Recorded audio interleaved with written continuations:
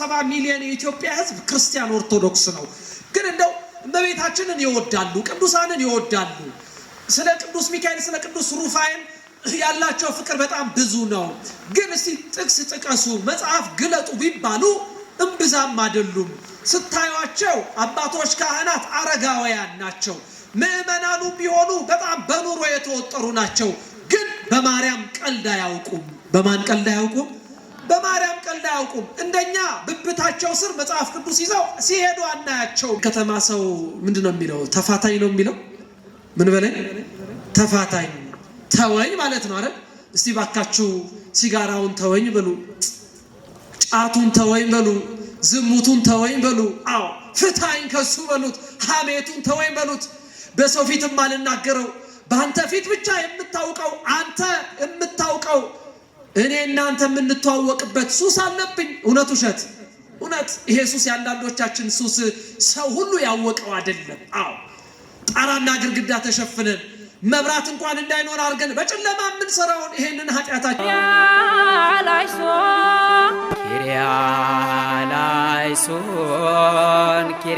ዝናቡ መውረድ የአየሩ መቀዝቀዝ ሳይታክታችሁ እግዚአብሔርን ቃል ለመስማት በጉባኤው የተገኛችሁ ወንዶች በ40 ቀን ሴቶች በ80 ቀን የሥላሴ ልጅነትን ገንዘብ ያደረጋችሁላችሁ በልዑል እግዚአብሔር ፍጹም ሰላም እንደምን አመሻችሁ። ጎብኝቶ ለዚህ ቀንና ለዚህ ሰዓት ስላደረሰን ስለማይነገር ስጦታው ስሙ የተመሰገነ ይሁንልን። በእግዚአብሔር መልካምና ቅዱስ ፈቃድ በዚህ ልትመሽ ባለች ማታ ነገን ልንቀበል በተዘጋጀንባትን በዚህ ጊዜ ኃያል የሆነውን ቃል ማን ያስተምረናል? ማን ይመክረናል? ማንስ ይገስጸናል? እግዚአብሔር አምላካችን የራቀውን አቅርቦ የረቀቀውን ደግሞ አጉልቶ እንዲያስተምረን ቅዱስና መልካም ፈቃዱ ይሁንልን። በቅድሚያ ለዚህ ቤተክርስቲያን ደከመን ሰለቸኝ ሳይሉ ሲያገለግሉ ቆይተው አረፍተ ዘመን የገታቸው እግዚአብሔር የጠራቸው ክቡር አባታችንን ነፍሳቸውን በአብርሃም በይስሐቅና በያዕቆብ አጠገብ በቅዱሳኑ አጠገብ ያኖሩልን። ለቀሪ ቤተሰቦቻቸው እግዚአብሔር መጽናናትን ያድልልን። ከቀሪ ሐዘን እንዲሁም ደግሞ ከሚመጣ ክፉ ነገር ይሰውራችሁ። ይህ ጉባኤ በእሳቸው ስም ስለተሰራ ቃሉ እንዲነገር ምክንያት ስለሆኑ አምላካችን እግዚአብሔር በአጸደ ሥጋ ይጠብቅልን፣ በረከታቸውንም አያሳጣብን። እንደ እግዚአብሔር መልካምና ቅዱስ ፈቃድ በምትኖረን ጥቂት ደቂቃ የኢትዮጵያ ኦርቶዶክስ ተዋሕዶ ቤተክርስቲያን ዛሬ በአራቱም ማዕዘን ስታከብር ስለዋለችው ስለ በዓለ ሆሳዕና እንማራለን። የትምህርታችን ርዕስን የምናነሳው በዚህ በማቴዎስ ወንጌል ምዕራፍ 21 ቁጥር 12 ላይ ፍትሕዎን ወአምጽእዎን ሊተ ይላል። ፈታችሁ አምጡልኝ በሚል ርዕስ ይሆናል። እስቲ ሁላችሁም ይህን ቃል ተናገሩ። ፈታችሁ በሉ። አይሰማም? ፈታችሁ ምን በሉልኝ? አምጡልኝ። የማቴዎስ ወንጌል ምዕራፍ 21 ቁጥር 2 ላይ የተመዘገበ ኃይለ ቃል ነው። በቤተክርስቲያናችን ይህ የተከበረውን በዓል ምንነቱንና መጽሐፍ ቅዱሳዊ ማስረጃውን ለቤተክርስቲያኒቷ መከበር ደግሞ ጥቅሙ የኛ ምዕመናን አንገታችን ላይ አናታችን ላይ ጣታችን ላይ የምንይዛቸው ዘንባባዎች ጥቅማቸው መንፈሳዊ ትርጉማቸው ምንድነው የሚለውን በጣም ባጭሩ እንማራለን። ቆሞ ለማስተማር ተቀምጦም ለመስማት የማን ጥበብ ሊረዳን ይገባል? የእግዚአብሔር ጥበብ እንዲረዳን ፈቃዱ ይሁንልን። ይሰማል አይደል? ምቹ ነው አይደለ? እግዚአብሔር ከሁላችንም ጋር ይሁንልን። ቤተክርስቲያን በዓላትን የምታከብርበትን ነገር በጣም በጥቂቱ መጀመሪያ እናነሳለን። ለምንድነው ቃለ እግዚአብሔር የምንማረው? እንዲህ ዝናብ እየወረደብን ከታች ቅዝቃዜው ከጎን ብርዱ እየሆነ የእግዚአብሔርን ቃል የመማራችን የማስተማራችን ጥቅም ክርስቲያኖች የመጀመሪያው ለምስክርነት ነው። ለምንድነው አልኳችሁ? ለምስክርነት። በማቴዎስ ወንጌል ምዕራፍ 10 ቁጥር 29 ላይ እንደተመዘገበው በሰው ፊት የመሰከረልኝን እኔ በአባቴ ፊት ምን እለታለሁ? መሰክርለታለሁ። እኔ በአባቴ ፊት ምን እለታለሁ? መሰክርለታለሁ። ቤተክርስቲያን የሕያዋንና የሙታን ቤት ናት። ምን ማለት ነው? ሕያዋን ማለት በስጋ እግር የምንመላለስ፣ ሙታን ደግሞ በእግዚአብሔር እቅፍ ያሉ ናቸው። ታዲያ በእኛና በእነሱ መካከል ግድግዳ የለም። ሁለታችንም አምላካችን ማን ነው? እግዚአብሔር ነው። የሚታየው እና የማይታዩ ነገሮች በቤተክርስቲያናችን አሉ። ሰዎች ሕይወተ ስጋቸውን ጨርሰው ወደ እግዚአብሔር በሚያልፉ ሰዓት ጠፉ ወይም ደግሞ ፍጹም ከኛ ተለዩ ማለት አይደለም። ተሸጋገሩ ማለት ነው። ከሰማይ ወደ ማን ሄዱ ማለት ነው? ወደ እግዚአብሔር ሄዱ ማለት ነው። ይሄ ከሌለማ ክርስትና ዋጋ የለው። የሚሞቱ ሰዎች ዋጋ የሌላቸው ጭራሽ የሚጠፉ ሆነው የሚሳሉና የምናስተምር ከሆነ ኋላስ እግዚአብሔር ሲመጣ ማን ላይ ሊፈርድ ነው? ስለዚህ የምንማረው ለምስክርነት ነው። ለምንድን ነው ለምስክር? ይሄ ማለት አንዳንድ የእግዚአብሔር ቃላትንና ታሪኮችን በዘመናችን እየሰማናቸው ነው የመጣ ነው። አሁንም የምንማረውን የሆሳዕና በዓል ክርስቶስ በአህያይቱና በውርንጫይቱ ላይ ተቀምጦ ወደ ቤተ መቅደስ እንደገባ 1000 ዘመን ስትማሩ ኖራቸዋል። ግን ቃሉ ሁልጊዜ የእግዚአብሔር ነውና እንመሰክር ዘንድ እንማራለን። ቅዱስ ዳዊት እንደተናገረው ቃልህ ለጉሮሮዬ ምንድነው ይላል? ጣፋጭ ነው። ጣፋጭ የሆነውን ቃል እግዚአብሔር ለሁላችን ያድለም። ሁለተኛው የምንማርበት ምክንያት ለመጽናት ነው። ምን ለመሆን? ለመጽናት። አንዳንዶቻችን በዓሉን እናከብራለን እንጂ ስለ በዓሉ ያለን ግንዛቤ እንብዛም ነው። አንዳንዶቻችን ሆሳዕናም ሲባል ስቅለትም ሲባል ትንሣኤም ሲባል ይቅርታ በዓሉ ከማክበር ባለፈ የሆነ ሰው መጥቶ ቢጠይቀን እና ባከሌን ጠይቅልን የምንል ብዙ ክርስቲያኖች አለን። ለኛ አይነት ክርስቲያኖች ደግሞ የምንፍቅና ትምህርት መጥቶ የአሕዛብ ትምህርት መጥቶ የጥርጣሬ ትምህርት መጥቶ እንዳያጸናን እንዳያጠፋን እንድንጸና እንማራለን። ጽናቱን ማን ያድለን? አቤት እግዚአብሔር። በጣም በሚገርም ሁኔታ ቤተክርስቲያኒቷ ውስጥ ካሉ ምእመናን አንዳንድ ሰዎች ይገርማቸዋል። 67 ሚሊዮን የኢትዮጵያ ሕዝብ ክርስቲያን ኦርቶዶክስ ነው። ግን እንደው እመቤታችንን ይወዳሉ፣ ቅዱሳንን ይወዳሉ። ስለ ቅዱስ ሚካኤል ስለ ቅዱስ ሩፋኤል ያላቸው ፍቅር በጣም ብዙ ነው። ግን እስቲ ጥቅስ ጥቀሱ፣ መጽሐፍ ግለጡ ቢባሉ እምብዛም አይደሉም። ስታዩቸው አባቶች ካህናት አረጋውያን ናቸው። ምእመናኑ ቢሆኑ በጣም በኑሮ የተወጠሩ ናቸው። ግን በማርያም ቀልድ አያውቁም። በማን ቀልድ አያውቁም? በማርያም ቀልድ አያውቁም። እንደኛ ብብታቸው ስር መጽሐፍ ቅዱስ ይዘው ሲሄዱ አናያቸውም። ግዕዙን ከአማርኛ ቁጥሩን ከምዕራፉ ጠቅሰው ማስረዳት አንዳንዶቹ አይችሉም። እውነት ውሸት? ግን እነዚህ ክርስቲያኖች ለምን ክርስቲያን ሆነው ጸኑ የሚል የብዙ ሰው ጥያቄ አለ። የሰማችሁ ይኖራል? አዎ። ስለ ቅዱስ ሩፋኤል ጥቅሱን ገልጠን አማላጅነቱን ላንመሰክር እንችላለን። ግን ክርስቲያኖች ሁልጊዜም አንድ እርግጠኛ የሆነው ነገር አለ። ቤተ ክርስቲያን መልስ አላት የላትም? አላት። እኛ ላናቅ እንችላለን። ባናቅ እንኳን አንድ ጉዳይ ለምን እንደሚሆን ቤተ ክርስቲያን ታውቃለች አታውቅም? አቤት ታውቃለች። ስለዚህ ለመጽናት እንማራለን። ይሄ የሆሳዕና በዓል ለምን ተደረገ? ታሪኩ በአራቱ ወንጌላውያን ተመዝግቧል። የቅዱስ ማቴዎስን ስንናገር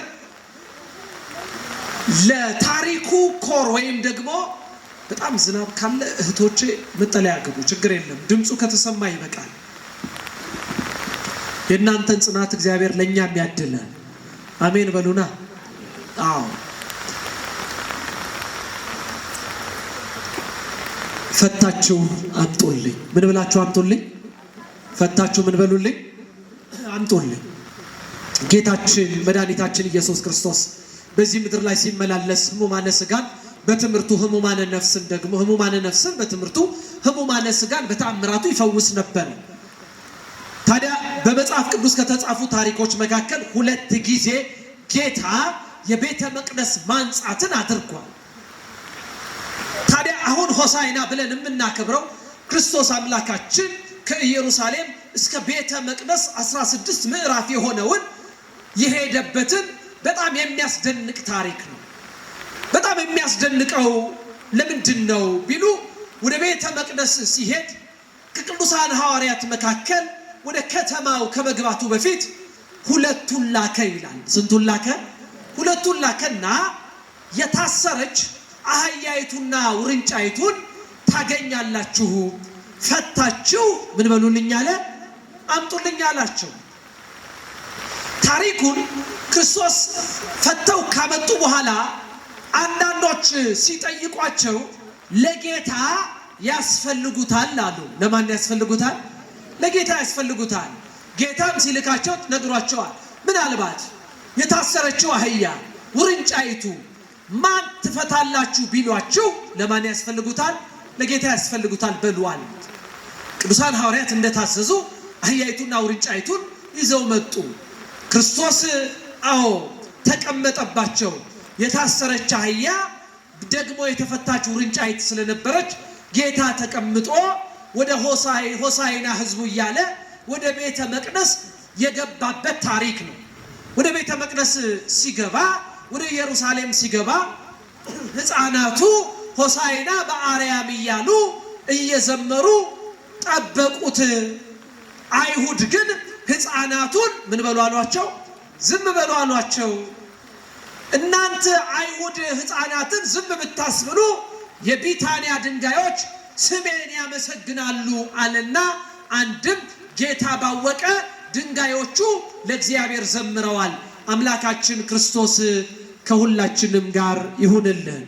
ይሄ ቤተክርስቲያን የሆሳዕናን በዓል ክርስቶስ ወደ ኢየሩሳሌም የገባበትን ታሪክ በጣም አጭር ኪሎ ሜትር ግን ደግሞ የክርስቶስን ነገር እግር በእግር የምትከተል ቤተክርስቲያን ነች። ክርስቶስ በአህያ መቀመጡ አይደለም የሚያስደንቃል። ለአህያይቱ የተነጠፈው ምንጣፍ ምንድነው ብላ ትመረምራለች። ኢየሱስ ኢየሱስ ብቻ ብላ ዘላ የምታስተምር ቤተክርስቲያን አይደለችም። ኢየሱስ ነገሮችን ለምን፣ ከማን ጋር፣ እንዴት፣ ወዴት አደረጉ የሚባሉ ጉዳዮች በቤተክርስቲያን ውስጥ ትኩረት ይሰጥባቸዋል። ለዚህ ነው ቤተክርስቲያኒቷ እነከሌ ስለመጡ ወንጌሏ አይፈርስም፣ እነከሌም ስለሄዱ ወንጌሏ አይፈርስም። ሁል ጊዜ ቤተክርስቲያን ከማን ጋር ትኖራለች? ከእግዚአብሔር ጋር። የዚች ቤት ባለቤት ስላደረገን ስሙ የተመሰገነ ይሁንልን። የምናፍርበት ወንጌል የለም። መጽሐፍ እንዳለ እኔ በወንጌል ምን አለንም ይላል? አናፍርም ይላል። እናፍራለን እንዴ? ይኸውላችሁ እኛ መጽሐፎቻችን ገበያ ላይ የተለቀቁ ናቸው። ክርስቲያኖች ቢገዟቸው፣ አሕዛብ ቢገዛቸው፣ መናፍቅ ቢገዛቸው እንዳይነበቡብን የምንሸሽገው መጽሐፍ የለም። የሰማችሁ ይኖር እንደው እነከሌ ድንገት እቺን ታሪክ ካወቁ እኮ ያሸማቅቁናል የምንለው ታሪክ አለ? የለም። ቢችሉ መጽሐፈ ቅዳሴውን፣ መጽሐፍ ታምረ ማርያሙን፣ ድርሳኑን እንዲያነቡ ቤተክርስቲያን ትፈቅዳለች። የሰማችሁ ይኖር እንደ አቅማቸው ከቻሉ አንብበው እግዚአብሔር መንፈስ ቅዱስ ገልጦላቸው እንዲመለሱ እንመራመርበት እንኳን ቢሉ ቤተ ክርስቲያኒቷ ላይ ያለ ጉዳይ የሚያሳፍር አይደለም። የማያሳፍረውን ጸጋ የሰጠን አምላካችን ስሙ የተመሰገነ ይሁንልን። ይሄን ስላችሁ ክርስቶስ አምላካችን እያንዳንዱ ያደረጋት ነገር በምክንያት ናት። ቅዱሳን ሐዋርያት ሁለቱን ላከ ይላል። ከምኑ ላከ? ከቅዱሳን ሐዋርያቱ መካከል ሁለቱን ላከ። መሸ ወዴት እያሉ የሚታዘዙት 12ቱ ሐዋርያት ክርስቶስን ይከተሉ ነበረ። ቅዱሳን ሐዋርያት ጌታን እንዳገለገሉ እሱን የምናገለግልበትን ጸጋ እግዚአብሔር ያድለን። የነሱ አገልግሎት ሐዋርያዊ አገልግሎት ወይም ደግሞ ሁረት፣ ዙረት፣ ዑደት ነበረ። ሲላኩ አያንገራግሩም ነበረ። እሺ ነው የሚሉት። አገልግሎታቸው በእግዚአብሔር ፊት ንጹህ ነበረ። እግዚአብሔር እንደነሱ አይነት አገልጋዮችን ይስጠን። መታዘዝ ያስፈልጋል። ክርስቲያኖች መታዘዝ የሌለበት አገልግሎት ምንም ቢያምር በእግዚአብሔር ፊት ዋጋው ግን ባዶ ነው። አንዳንዶቻችን ዛሬ እንደዚህ አድርጉ ስንል አይናችንን እያፈጠጥን ደረቻችንን ገልብጠን ከመታዘዝ የወጣን ነገር ግን ህዝቡ በአርአያነት እንዲመለከተን የምንፈልግ ሰዎች አለን። እግዚአብሔር የቅዱሳን ሐዋርያትን መታዘዝ ለሁላችን ያድለን። ቅዱሳን ሐዋርያት ታዘዙ። ፈታችሁ ምን በሉልኝ አላቸው? አምጡልኝ አላቸው። እነዚያ አህያይቱ የታሰረች ነበረችና ጌታ ባወቀ በሁለቱም ላይ ተቀምጧል። ለጊዜው የታሰረችው አህያይቱ ነች። እቺ የታሰረች አህያ ግን የኔና የናንተ ምሳሌ ነች። ክርስቲያኖች አዳም ዕፀ በለስን ከበላ በኋላ በሔዋን አማካኝነት ከሲኦል ገብተው ከገነት ተባረው ነበርና በማይሰራ ኃጢአት ተይዘው ነበረ። በምን ኃጢአት ተይዘው ነበር? በኃጢአት ገመድ ምን ብለው ነበረ? ታስረው ነበረ። እንደምታውቁት አሁን ለፋሲካ የምንገዛውን በግ በምን እናስረዋለን? በገመድ እናስረዋለን። ወደዚህ ወደዚያ እንዳይል ማለት ነው። አህያይቱ የኔና የናንተ ምሳሌ ነች። አህያይቱ የታሰረችበት ገመድ የኃጢአት ምሳሌ ነው። ክርስቲያኖች ቅዱሳን ሐዋርያቱን እንዲህ አላቸው፣ ፈታችሁ ምን በሉልኝ አላቸው? አምጡልኝ አላቸው። አዎ 5500 ዘመን በኃጢአት የታሰሩ ነበሩና ከማይሰራ ኃጢአት ፈታችሁ አምጡ ብሎ የክህነትን አገልግሎት ይሰጣቸው ነው። የምን አገልግሎት? የክህነትን አገልግሎት። ስጋ መለኮት የሚቆርሱ ደመ መለኮት የሚያፈሱ የክርስቶስን መስቀል በእጃቸው የያዙ በራሳቸው ላይ ስልጣነ እግዚአብሔርን የጠመጠሙ አዎ ቢናገሩ የሚያምርባቸው የሚያስታርቁ ካህናትን እግዚአብሔር ለሁላችን ያድለን። እኚህ ካህናት በቤተ ክርስቲያናችን ፈታችሁ አምጡልኝ ብሎ ማን የላካቸው? እግዚአብሔር ነው የላካቸው። ከኔ ጋር ናችሁ? ልጆቻችሁን ካህን እንዲሆኑላችሁ እግዚአብሔር ይርዳችሁ። ምን እንዲሆንላችሁ?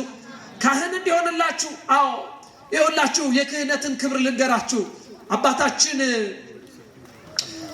አባ መቃርስ በአንድ ወቅት ክህነት ከተሾመ በኋላ እናቱ ሰማች። ሰምታችሁኛል? ማን ሰማች? እናቱ በሌላ ሀገር ሰማች። ልጅሽ ክህነት ተሹሟል። ይህን ጊዜ ምርር ብላ ለቀሰች። አዎ ይህንን ካህን የሆነበትን ምስጢር ሰዎች ላከና አባ መቃርስ እንዲነግሯት አደረገ። ልጅሽ ምን ሆኗል ብለው? ካህን ሆኗል። እናት ስቅስቅ ብላ ለቀሰች። አይ አባ መቃርስ አቤት፣ እናትህ እያለቀሰች ነው። ምናልባት አንተ መልእክቱን ስላልነገርካት ይሆናል። ራስህ ሄደ እኔ ነግራታለሁ አለና ራሱ ነገራት። ደስ ይበልሽ።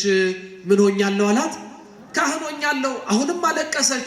ካህን ሆነ ከማይህ በአንገት ላይ ድንጋይ ታስሮ ቁልቁል ስትወርድ ባይህ ይቀላል አለች እናት።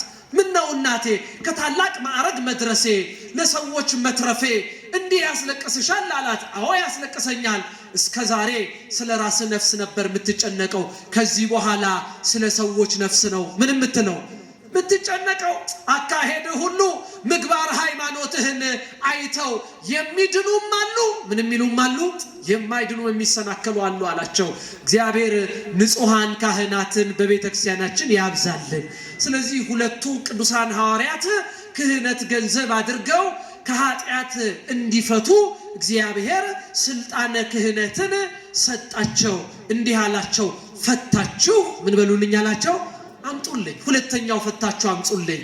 ተጽናንተው ያልተጽናኑትን ዛሬም አይናቸው እንባ የሚያወርደውን ማጣፊያ ያጡትን እድል የጎደለባቸውን አጽናኑልኝ ሲላቸው ነው። ምን በሉልኝ? አጽናኑልኝ።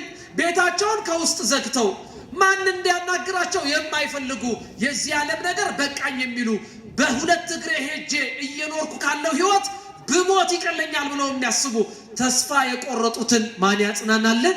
እግዚአብሔር ያጽናናልን። አዎ እነዚህ ሁለቱ አህዮችን ፈተው ሲያመጡ አጽናኑ ሲላቸው ነው። ክርስቲያኖች በቤተ ክርስቲያናችን ሁልጊዜም ሰዎች ሲጽናኑ መኖር አለባቸው። ምን ሲሉ? ሲጽናኑ። አሁንም ለዚህ ነው የወንድማችንን ቤተሰቦች ማን ያጽናልን? ማን ያጽናናልን? ይኸውላችሁ ድንኳኑ ፈርሷል፣ ንፍሮም አልቋል፣ ለቅሶ ደራሹም አሁን እየተበተነ ነው። በብቸኝነት ከሐዘንተኞች ጎን የሚቆም ማን ብቻ ነው?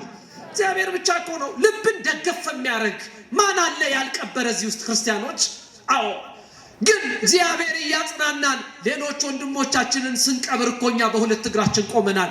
የኛ ጊዜ መቆም አልቻልንም። የሚያስረሳን የሚያጽናናን እግዚአብሔር ስሙ የተመሰገነ ይሁንልን። ፈታችሁ አምጡልኝ ማለት አጽናንታችሁ ምን በሉልኝ አለ? አምጡልኝ አለ። ክርስቲያኖች አባቶች ካህናት ዘንድ ደርሳችሁ ተጽናኑ። አዎ ያስፈልጋል መጽናናት፣ መፈታት ያስፈልጋል። አያስፈልግም? አዎ የከተማ ሰው ምንድነው የሚለው? ተፋታኝ ነው የሚለው። ምን በለኝ? ተፋታኝ ተወኝ ማለት ነው አይደል? እስቲ ባካችሁ ሲጋራውን ተወኝ በሉ፣ ጫቱን ተወኝ በሉ፣ ዝሙቱን ተወኝ በሉ። አዎ ፍታኝ ከሱ በሉት፣ ሐሜቱን ተወኝ በሉት።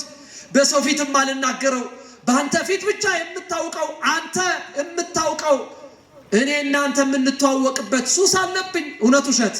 እውነት። ይሄ ሱስ የአንዳንዶቻችን ሱስ ሰው ሁሉ ያወቀው አይደለም። አዎ ጣራና ግድግዳ ተሸፍነን መብራት እንኳን እንዳይኖር አድርገን በጨለማ የምንሰራውን ይሄንን ኃጢአታችንን እግዚአብሔር ይቅር ይበለን። ፍታኝን በለው እግዚአብሔር ሁላችንንም ከኃጢአት ይፍታን። ታዲያ መፈታት የሚገባው በማንም አይደለም። በምድር ያሰርከው በሰማይ ምን ያለ ይሆናል? የታሰረ ይሆናል። ክህነት የሌላት ቤተክርስቲያን አይደለችም። እየሰማችሁ ነው? ምን የሌላት? ክህነት የሌላት። እስቲ ልጠይቃችሁ፣ ከዶክተርና ከካህን ማን ይበልጣል? እዚህ ስለሆናችሁ ነው። ሆስፒታል ብትሆን አንተ ነው የምትሉት ዶክተሩን። ይኸውላችሁ እውነት ነው፣ ሁሉም ሙያ ይከበራል፣ ድንቅ ነው። ዓለም ላይ ያለንን ነገር አንኳሰን አንናገርም። እነሱም ቢሆን ቢፈውሱ ማንን ይዘው ነው? እግዚአብሔርን ይዘው ነው። ግን የክህነቱ ነገር ይበልጥብናል። ዶክተር ስለ ስጋችን፣ አባቶች ስለ ነፍሳችን፣ ስለ ጸጋችን ይጨነቃሉ አይጨነቁም? በአልጋ ተኝተን የሚቻለውን ረዳትነት ያደርጋል ዶክተሩ። ግን ይኸውላችሁ ልክ ታካሚው ሲሞት አብሮ ይሄዳል። ለቅሶ የሚደርስ ዶክተር አለ? አይታችኋል? የለም። ዴዝ ሪፖርት የሚሉት ጉዳይ አለ። ወዲያው ያመለክታል። ሰውየው ምን ብሏል? ሞቷል። ሲሞት የነበረበት ኮንዲሽን ይሄ ነው ብሎ ያመለክታል።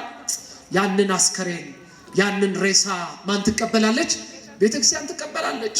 አዎ በስጋ ጸሎት ስታደርግለት የነበረችው ምናልባት በፈቃድ እግዚአብሔር ወደሱ የተጠራችቱ ነፍስ አዎ አስከሬኑን ከበው ደግሞ መሐር እግዚአብሔር እያሉ ወደ ማን ይጸልያሉ? እግዚአብሔር። በሶስተኛው ቀን መጥተው ያጽናኗቸዋል። በ12ኛው ቀን መጥተው ያጽናኗቸዋል። በ40ኛው ቀን መጥተው ያጽናኗቸዋል።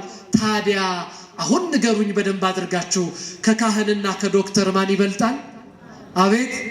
እንግዲያው ልጃችሁ ሲያድግ ምን ይሁን? ካህን። እግዚአብሔር ይርዳችሁ። ፈታችሁ ምን በሉልኝ አምጡልኝ አላቸው። ለማን ያስፈልጉታል? ለማን? ለጌታ። ክርስቲያኖች ብርድ እየወረደብን የተማርነው እኛ ብቻ እንድንማር ሳይሆን መትረፍ እንድንችል ነው። እሺ? አዎ። ምክንያቱም በከተማው ያለው ወጣት ለማን ያስፈልገዋል? ለእግዚአብሔር ያስፈልገዋል። ለቤተ ክርስቲያን አያስፈልጋትም? ያስፈልጋታል። እንዳትንቁ ባካችሁ። እነ ከሌ ከኋላ ነው የመጡት፣ እነሱ ጠጪ ናቸው፣ እነሱ አጫሽ ናቸው፣ እንዴት በዚህ ቤተ መቅደስ ይገባል እንዳትሉ። ለማን ያስፈልጉታል? ከኋላ መጥተው ከፊት ደረታቸውን የሰጡ ቅዱሳን አሉ። ቅዱስ ጳውሎስን አላያችሁትም? ወንዶችና ሴቶችን በቤተ ክርስቲያን እያሳደደ መቆሚያ መቀመጫ ያሳጣቸው ኋላ መጣና እኔ ኃጢአተኛው ብሎ ለቤተ ክርስቲያን ቀድሞ ሰጣት። ክርስቲያኖች 3 ሰዓትም የተጠራ 6 ሰዓትም የተጠራ 11 ሰዓትም የተጠራ ሁላችን ስንት ነን? አንድ ነን። አንገፋፋ ባካችሁ። እንደው በሰንበት ትምህርት ቤት አካባቢ በአገልግሎት አካባቢ ትላንትን የመጣሽው አይባልም። እስቲ እጅግ ደስ በሆነ ነገር አቀባበል እንቀበላቸው። የሚያጨሱት፣ የሚቀሙት፣ የሚገሉት የኛው ወገኖች ናቸው አይደሉም? ናቸው። እነሱ ሁሉ ለማን ያስፈልጉታል? እግዚአብሔር። ጎብኟቸው እስቲ፣ አጽናኗቸው እስቲ። አብራችሁ ልትጠጡ ትችላላችሁ። ብቻችሁን ግን ቤተክርስቲያን አትምጡ። አንዳንዶች ጸጉራቸውን ማሳደጋቸው አሳፍሯቸው ቅዱስ ሩፋኤል ቤት ውስጥ አይገቡ። አንዳንዶቹ ምሽት አዳሪ ቤት ውስጥ እየሰሩ ጫፍ ላይ ቆመው እኔማ ወደ ውስጥ መግባት አይገባኝም ይላሉ። እኛ ግን እንላለን ለማን ያስፈልጉታል? አዎ እናንተ ቅዱሳን ስለሆናችሁ ብለው ጧፍና ዕጣን ሰጥተው አስገቢልኝ ይሉሻል። እኛ አንቅ አይገባንም ይላሉ። ቤተ ክርስቲያን ግን ለጌታ ያስፈልጉታል። አያስፈልጉትም? ያስፈልጉታል። ስለዚህ ፈታችሁ ምን በሉልኝ አምጡልኝ። ይሄ መፍታት ከካህናት አገልግሎትን በተጨማሪ የሰንበት ትምህርት ቤት ተማሪዎች አገልግሎትም ጭምር ነው። ቀድመው የጠፉ ቤት ውስጥ ከዚህ በፊት በደንብ ጊዜያቸውን ሰጥተው እያገለገሉ የነበሩ ዛሬ የት ነው ያሉት? ፈልጓቸው። እንደ ትላንቱ ልብሰ ስባታቸውን ለብሰው አንዳንዶቹ በትዳር ምክንያት፣ አንዳንዶቹ በማህበራዊ ህይወት ምክንያት ከዚህ ተገለው ሊሆን ይችላል። እነሱን ከታሰሩበት ፈታችሁ ምን በሉልኝ ይላል አምጡልኝ። ማህበራት የተደራጃችሁት ቤተክርስቲያንን ልታገለግሉ፣ አንድ የሆናችሁት ቅድስት ኦርቶዶክስን ልትጠቅሙ ነው። ባትገፋፉ፣ መጥፎ ነገር ባይመጣባችሁ፣ ወንድሞቻችሁን ብትረዱ፣ የጠፉትን ፈታችሁ ምን በሉልኝ አምጡልኝ። እግዚአብሔር ፈተን እንድናመጣ ሁላችን የሚርዳን ለማን ስለሚያስፈልጉት? ለእግዚአብሔር ስለሚያስፈልጉት። አዎ በተፈጥሮ ጌታቸው ነውና ለጌታ ያስፈልጉታል። አዎ መጽሐፍ እንደዚህ ነው የሚለው በዚህ በትንቢተ ሕዝቅኤል ምዕራፍ 34 ቁጥር 16 ላይ የጠፋውን እፈልጋለሁ፣ የባዘነውን እመልሳለሁ፣ የደከመውን አጸናለሁ ይላል እግዚአብሔር። የጠፋውን ምን እላለሁ? እፈልጋለሁ። የጠፉት ከኋላ ሲመጡ ግን አንዳንዶቻችን 40-30 ዓመት ውስጥ እዚህ ቤት ያልሰራነውን ቀድመው መጥተው ይሰራሉ። አይሰሩም? ይሰራሉ። አታዩዋቸውም እንዴ? በጥምቀት ጊዜ ምንጣፍ የሚሸከሙ ወጣቶችን አታዩዋቸውም እንዴ? ላብና ጉልበታቸውን ለእግዚአብሔር የሚሰጡትን ማን መርጧቸው ነው? እግዚአብሔር። አዎ ታዲያ ክርስቶስ በትንቢተ ዘካርያስ ምዕራፍ 9 ቁጥር 9 ላይ በትንቢት እንደተነገረ በአህያይቱና በውርንጫይቱ ላይ ተጭኖ ወደ ኢየሩሳሌም አመጧቸው። ሲመጡ ታዲያ ክርስቶስ ተቀመጠባቸው። ምን አለባቸው? ተቀመጠባቸው። ዛሬ በጣም ኦልዲስ የሚባል ወይም አልሰለጠነም የሚባል ማህበረሰብ ነው አህያን እንደምን ትራንስፖርት የሚጠቀም እንደ መጓጓዣ የሚጠቀም። ክርስቶስ ግን ሳይንቃት በዘባነ ኪሩብ ማለት በኪሩቤል ጀርባ የሚቀመጥ ክርስቶስ በማን ጀርባ ላይ ተቀመጠ? በአህያ ጀርባ ላይ። ኪሩቤልና ሱራፌል የሚያመሰግኑት አምላክ በማን ጀርባ ተቀመጠ? እቺ ምስጢር ነች የምትደንቀን። እንግዲህ ይኸውላችሁ የትኛው ልዑክ የትኛው መሪ አህያን ይጠቀማል? የኛ አምላክ ትሁት ስለሆነ በልቡም ትሁት ስለሆነ በአህያይቱ ላይ ተቀመጠ። ስለ ትህትናው ክብር ምስጋና ለአምላካችን ይሁንልን። አዎ በጣም የሚገርማችሁ በአህያ ጀርባ ላይ ተቀመጠ ሲባል ከሰማይ የጎደለ አምላክ ግን የላትም ቤተክርስቲያን። አብ ወልድ መንፈስ ቅዱስ በሰማይ አሉ። ወልድ ኢየሱስ ክርስቶስ በሥጋ ማርያም በተገለጠ ጊዜ አብና መንፈስ ቅዱስ በሰማይ ቀሩ። ሁለት ሆኑ አንዱ ጎደለ አይባልም። በምድር እንዳለ በሰማይም አለ። በምድር በአህያ ጀርባ ላይ የተቀመጠ ኢየሱስ በሰማይ በኪሩቤል ጀርባ ላይ ተቀምጧል። ለዚህ ድንቅ ምስጢር ምስጋና ለአምላካችን ይድረሰው። ምናቸውን አነጠፉለት? ልብሳቸውን ምን አረጉለት? አነጠፉለት። ምን ማለት ነው? ልብሳቸውን አነጠፉለት። የለበሱትን ልብስ አነጠፉለት። አዎ ለምን ቢሉ እንዳይቆረቁረው። ምን እንዳይለው? እንዳይቆረቁረው እኮ ነው። እንዳይቆረቁረው እንደ ሰው ሰውነታቸው ልብሳቸውን አነጠፉለት። ምስጢሩ ክርስቲያኖች አንተ የሰራህልን ሕግ እስቲ በሉ፣ አንተ የሰራህልን ሕግ የማትቆረቁር ነች። ምንም አትለች። ክርስቲያኖች ቤተ ክርስቲያን ስትመጡ የሚቆረቁራችሁ ነገር አለ? እንደው ሳታምኑበት እየተጠራጠራችሁ ይሄን ነገር እኮ ባደርገው እያላችሁ እንደ ስጋም እንደ ጸጋም የሚቆረቁር ነገር የለም። የቤተ ክርስቲያን ሕግ አይቆረቁርም። የሚቀፍ ነገር የለም። አላያችኋቸውም? እንደ አንዳንዶች ላባቸውን በጠረጉበት እኮ ነው አፋቸውን የሚጠርጉት መልሰው። ይሄ ጉባኤ ስለማይመጥን እንጂ ብንናገረው የማያልቅ ጉድ አለ። አቤት እቺ ቅድስት ቤተክርስቲያን የዚች ቤተክርስቲያን አባል ስላደረገን ማን ይመስገን? እግዚአብሔር ይመስገን። ፍትህ፣ ርትዕ የሚባሉ ጉዳዮች ሞራላችሁን ጠብቃ፣ ስብዕናችሁን ጠብቃ፣ ማንነታችሁን ጠብቃ እቺ ቤተክርስቲያን ሕጓን ትፈጽማለች። የሆነ ሰው አካልን የሆነ ሰው ሰብአዊነትን ጎርታ ሕጓን ምን አትልም? አታስፈጽምም። በጣም በዚች ቤተክርስቲያን አንዳንዶች በጣም ያወራሉ አይደል? ሴቶች ተበድላችኋል? አልተበደላችሁም? ሴቶች ጉዳይ ስትሆኑ ተበድላችኋል። ቤተክርስቲያን ስትሆኑ አልተበደላችሁም። ቤተክርስቲያን ሴቶችን በድላለች? ከበደላችሁ አዎ በሉ፣ ካልተበደላችሁ መልስ መልሱ። ተበድላችኋል? አልተበደላችሁም። ቤተክርስቲያን ስትታነጽ ከሶስቱ የመግቢያ በሮች መካከል አንዱ የማን ነው? አቤት የሴቶች። ስታስቀምጧቸው እንኳን ወንዶችን ለብቻ ሴቶችን ለብቻ። ገዳማቶቻችንን ተመልከቱ። እናት መነኮሳት አባት መነኮሳት ለብቻ ነው ገዳማቸው። ለእናት መነኮሳት አበምኔት ሳይሆን እመምኔት ነው የሚሾምላቸው። ለሴቷ ሴት፣ ለወንዱ ወንድ። ስትጠመቁ እንኳን ምን ያህል እርቃናችሁ መሆናችሁ እንደሚያሳፍራችሁ ቤተ ክርስቲያን ሞራላችሁን ስለምታውቅ የወንዶቹ መጠመቂያ ሌላ ነው፣ የሴቶቹ ሌላ ነው። ባይሆን እንኳን ምንም ባይኖራት እንኳን 2 ክፍል የመስራት አቅም ባይኖራት እቺ ቤተ ክርስቲያን የሰማችሁኝ ነው፣ ሴቶች ተጠምቀው ሲያልቁ ማን ይገባል? ወንዶች። ታዲያ ተበድላችኋል። አያችሁ፣ ለዚህ ነው የዚች ቤተ ክርስቲያን ሕግ አይቆረቁርም የምንለው። አይቆረቁርም። ክርስቲያኖች በዚህ በአንደኛ ዮሐንስ ምዕራፍ 5 ቁጥር 3 ላይ ትእዛዛቱን ልንጠብቅ የእግዚአብሔር ፍቅር ይህ ነውና ትእዛዛቱ ከባዶች አይደሉም ይላል። ትእዛዛቱ ምኖች አይደሉም? ከባዶች አይደሉም። እንዳይመስላችሁ። ይኸውላችሁ ለምሳሌ መጾም ይገባል አይገባም? ይገባል። ይገባል ብላ ግን ማንቁርት ይዛ አታጾምም እቺ ቤተክርስቲያን። የታመሙ ሰዎች የመጾም ግዴታ አለባቸው። ነፍሰ ጡሮች ግዴታ አለባቸው። ምን የለባቸው? ነገር ግን የሰማችሁኝ ነው፣ አንድ ነፍሰ ጡር ከኔ ጋር ናችሁ ልጹም ካለች ትከለከላለች? አትከለከልም። መጾም መብቷ ነው። ከኔ ጋር ናችሁ?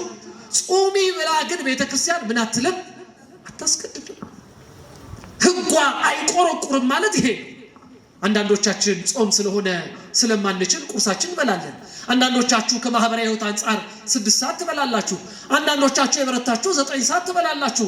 አንዳንዶቻችሁ ደግሞ የሚተገብረው ሰው በፈቃደኝነት በነፃ ፈቃድ እንዲተገብረው ነው የምታደርገው። የዚች ቤት ባለቤት ስላደረገን እግዚአብሔር ስሙ የተመሰገነ ይሁን። ልብሳቸውን ምን አሉለት? አነጠፉለት። የማትቆረቁር ሕግ ሰርተህልናል ሲሉ አንድም ልብስ ነውርን ይሸፍናል አይሸፍንም? እስቲ አሁን መስታወት ፊት ቆሞን አምሮብኛል የምንለው ራቁታችንን ነው ወይስ ለብሰን ነው? ለብሰን እኮ ነው። ራቁታችንን አናምርም። አዎ ልብስ ነውርን እንደሚሸፍን ጌታ ሆይ አንተ ከባት ያበሳ ነህ፣ ኃጢአትን የምትሸሽግ የምትሰውር ነህ ስንል ልብሳቸውን ምን አሉለት? አነጠፉለት። እስቲ ማን ይቆም ይሆን? በራሱ ስራ እግዚአብሔር ግንባራችን ላይ ቢጽፍ የሚቆም ሰው አለ? የለም እኮ። አይ ጣራና ግርግዳ የሸፈነው፣ አይ ሚስት የቻለችው፣ አይ ባል የቻለው፣ አይ የቤት ሰራተኛ የቻለችው እንኳን የኛ ጉድ እግዚአብሔር ሸፍኗል አልሸፍንም? ሸፍኗል። ከባት ያበሳ ነው። ልብሳቸውን አነጠፉለት። አዎ መሸሸጊያችን እሱ ስለሆነ እግዚአብሔር መልካም ነው። በመከራ ቀንም ምንድነው? መሸሸጊያ ነው። አያችሁ፣ ከባት ያበሳ ነው ማለት መሸሸጊያ ነው። በመከራ ቀን አንተ መጠጊያ ነህ ይላል በዚህ በትንቢተ ኤርምያስ ምዕራፍ 17 ቁጥር 17። ክርስቲያኖች ልብሳቸውን ያነጠፉት ለዚህ ነው። ሌላው በአህያ ተቀመጠ። በምን ተቀመጠ? በአህያ ላይ ተቀመጠ። አዎ እነሆ ጦርነት የሆነ ጊዜ ሰዎች በፈረስ ይቀመጣሉ። አይታችሁ ከሆነ የኛም የአድዋ ጦርነት መገለጫው እንስሳ አህያ ሳይሆን ምንድነው? ፈረስ ነው። ዘመነ ሰላም መጥቷል፣ እርቅ ወርዷል ሲል አምላካችን በአህያይቱና በውርንጫይቱ ላይ ተቀመጠ ይላሉ አባቶቻችን። አንድም አህያ በአህያ የተቀመጠ ሸሽቶ አያመልጥም፣ አሳዶም አይይዝም። የሰማችሁ ነው። ሸሽቶ ምን አይልም? አያመልጥም፣ አሳዶም አይዝም። እግዚአብሔር እኔ እንደዚህ አይነት አምላክ ነኝ ሲል ነው። ሸሽቼ አላመልጣችሁም፣ አሳድጄም አልይዛችሁም፣ በፈቃዳችሁ ወደ እኔ ኑ ሲል ነው አምላካችን እግዚአብሔር። በፈቃዱ ወደ እሱ እንድንመጣ ሁላችንም ይርዳል። ሌላው አህያ በጀብ ለኢትዮጵያ ሕዝብ ስለ አህያ መናገር አዲስ አይደለም። ሁሉን ትችላለች አትችልም? ትችላለች። የዋህ ናት። ዱላ ቢወርድባት ዞር ብላ እንዲሁ በዛብኝ ትላለች እንዴ? አትልም። በየዋህ ምእመናን ላይ አድሬባቸው እኖራለሁ ሲል አምላካችን እግዚአብሔር በአህያይቱ ላይ ምን አለ? ተቀመጠ። ከኔ ጋር ናችሁ? ፈታችሁ ምን በሉልኝ? አምጡልኝ። ልብሳቸውን በመንገድ ላይ አነጠፉ። የሚገርማችሁ በመንገድ ላይ አነጠፉ ማለት አሁን በደንብ አስተውሉ። እሱ ምን ላይ ተቀምጧል? ስለዚህ መንገድ ላይ ሲነጠፍ ልብሱ ላይ የምትሄደው ማነች? አቤት እንኳን ላንተ ሲሉት ነው። ለተቀመጥክባት አህያ እንኳን ክብር ይገባታል ሲሉ አያችሁ። ምን ላልክባት ጮክ በሉ። የእመቤታችንን ነገር ወንጌል ሲያመጣው ነው ክርስቲያኖች። እንኳን ላንተ ስንል እኮ ነው 9 ወር የተሸከመችው ማህፀን እመቤታችን ምስጋና ይገባታል አይገባትም? ይገባታል። እንዴት ነው በምን ሞራልህ ማርያም አታማልድም አታስፈልግም ትላለህ? ለእመቤታችን ታቦት ስናነጥፍ ለምንድን ነው ዓይንህን የሚበላህ ጆሮውን የሚኮረኩርህ? እንኳን ለእመቤታችን ጌታ የተቀመጠባት አህያ እንኳን ምን ተነጥፎላታል? ልብስ ተነጥፎላታል። ማን ስለተቀመጠባት? እግዚአብሔር። ለዚያች ደቂቃ ለዚያች ሰከንድ የተቀመጠባት አህያ ክብር ከተገባትማ ከኔ ጋር ናችሁ? 9 ወር በማህፀኗ ተሸክማ 2 ዓመት በጀርባ ግብፅ በረሃ ተንከራታ ያሳደገች እመቤታችን ክብር ይገባታል አይገባትም? ይኸውላችሁ እቺ አህያ ነች ምስክርነት የምትሰጠው። የእመቤታችን ክብር ወንጌል ላይ አልተጻፈም ሲሏችሁ ይኸውላችሁ ብዙም እንዳትደነግጡ። ለምን ቢሉ የእመቤታችን ነገርማ እንኳን በወንጌል ይቅርና አህያይቱ ላይ የተደረገው ክብር እመቤታችን እንድናከብር ያስገድዳል አያስገድድም? ገብቷችኋል? ግን ክርስቲያኖች ገብቷችኋል? ስለዚህ የተነጠፈው ማን ለተቀመጠባት ነው? ጌታ ለተቀመጠባት ምን አህያ። ጌታ የተቀመጠባት አህያ እንኳን ላንተ አዎ ጌታ ለተቀመጠባት አህያ እንኳን ተነጥፏል። ለምን ቢሉ በኢዩ ልማድ 2ኛ ነገሥት ምዕራፍ 9 ቁጥር 13ን እንድታነቡ እጋብዛችኋለሁ። ነገስታት ወደ ከተማ ሲገቡ ይነጠፍላቸዋል። በዚያ ልማድ ነው ታዲያ ዛሬ የኢትዮጵያ ሕዝብ ወጣት ታቦቱ ሲወጣ ያነጥፋል አያነጥፍም? ያነጥፋል። እንኳን ላንተ ይኸውላችሁ እንኳን አንተ ለምትገለጥበት ታቦት ይቅርና ታቦቱን ላከበሩ አባቶች ክብር ይገባቸዋል ስንል ነው። ሌሎቹ ደግሞ ከዛፍ ጫፍ ጫፍ እየቆረጡ ሆሳዕና በአርያም እያሉ ዘንባባቸውን ይዘው ወጡ። ምናቸውን ይዘው?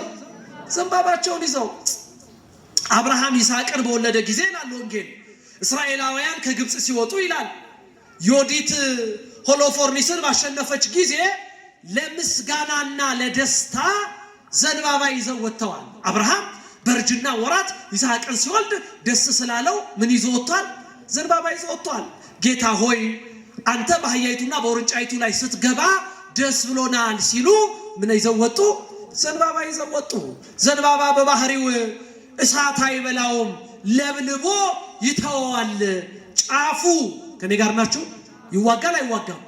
ይዋጋል። አዎ ክርስቶስ ሆይ አንተ ባህሪህ የማይመረመር ነው፣ እሳታዊ ነህ ስንል ዘንባባውን ይዘን እንወጣለን። የሚቀድሙትም ህዝብ የሚከተሉትም ሆሳዕና በአርያም እያሉ ያመሰግኑ ነበረ። ምን እያሉ? ሆሳዕና በአርያም እያሉ ሕፃናቱ ያመሰግኑ ነበረ። ክርስቲያኖች ሆሳዕና ማለት አቤቱ አሁን ምን በል አድን። እስቲ በሉ አቤቱ በሉ አሁን ምን በል። እግዚአብሔር አሁን ያድነን። መቼ ያድነን? አሁን ያድነን በዚህ በቃሉ እያሉ ክርስቶስን ተቀበሉት። ወደ ቤተ መቅደስ ገባ። ሁለተኛው የክርስቶስ ምዕራፍ ቤተ መቅደሱን በማጽዳት ወንጌል ይቀጥላል። ፈታችሁ አምጡልኝ። ምን ብላችሁ አምጡልኝ? ፈታችሁ ምን በሉልኝ? አምጡልኝ። መልእክቱ የመጀመሪያው ለአገልጋዮች ነው። በድቁና ማዕረግ ያላችሁ፣ ነገ ቤተክርስቲያን ተስፋ የሆናችሁ፣ ዛሬ አትሮንስ የምታቀርቡ፣ ፍም የምታፍኑ፣ አዎ ነገ ጽናት ይዛላችሁ፣ መስቀል ይገባል በእጃችሁ ክርስቲያኖች ለቤተ ክርስቲያን ምእመናንን ካሉበት ፈታችሁ ምን በሉልኝ? አምጡልኝ። ሲፈቱ እምቢ ብለዋል። እንዲህ አህዮቹ አላሉ። ንስሐ ግቡ ስትባሉ አትሽሹ ባካችሁ። አንዳንዶቻችሁ ንስሐ አባት የላችሁ። እውነት ውሸት? ምክንያቱም እናንተ ዘመናዊ ናችሁ። ንስሐ አባት መያዝን እንደ ፋራነት የሚቆጥር በእውቀትና በሆነ ጉዳይ እኔ ትልቅ ቦታ ስለደረስኩ ንስሐ አባት አያስፈልገኝ ብሎ የሚኩራራ ሰው እኮ አለ። ከኔ ጋር ናችሁ? የትኛውም ስልጣን ይኑረው፣ የትኛውም እውቀት ይኑረው፣ ሞቶ ሲመጣ ማን ነው የሚፈታው? ካህን እኮ ነው የሚፈታው። እውነቱ ሸት ከነ እውቀቱ የሚመጣለ ከነ ችሎታው የሚመጣለ የለም። ስለዚህ ባካችሁ ተፈቱና ኑ ስትባሉ እምቢ እንዳትሉ ማን ይርዳችሁ? አምላካችን እግዚአብሔር ወደ ንስሐ ሕይወት ቆርበን ስጋውን በልተን ደሙን ጠጥተን እንድንኖር ሁላችንንም ይርዳን። ፈታችሁ አምጡልኝ ያለ ጌታ ተፈተን ወደሱ እንድንቀርብ ሁላችንም ይርዳን። ያስተማረን ማን ነው? የመከረን ማን ነው? አስተማረን የመከረን እግዚአብሔር ስለማይነገር ስጦታው ስሙ የተመሰገነ ይሁን።